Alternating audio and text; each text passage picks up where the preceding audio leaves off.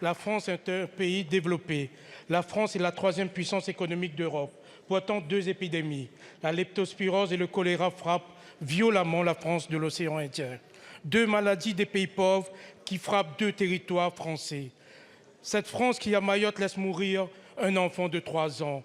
Oui, chers collègues, on meurt du choléra en France, ou plutôt en Outre-mer, l'autre France.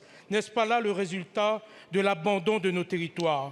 Le choléra met une fois de plus en lumière le sous-développement du 101e département français. À quand l'égalité de traitement en territoire de la République? À quand l'égalité des services publics, notamment l'accès à l'eau, ce bien commun?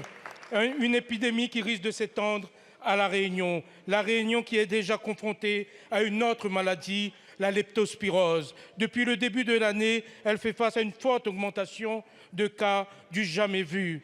Et déjà 2 morts qui pouvaient être évitées, 70% d'hospitalisation et 25% en soins critiques. Cela contribue à la saturation de nos hôpitaux qui, à ce jour, est de l'ordre de 90% dans les services concernés. La Réunion dispose de 15% de lits en MCO et 40% de lits de rééducation en moins par rapport à la moyenne nationale. Pourquoi? Conséquence, pression sur les services, pression sur le personnel soignant à La Réunion comme à Mayotte. Vous financez la guerre à coups de milliards au détriment de notre santé. C'est indigne de la République.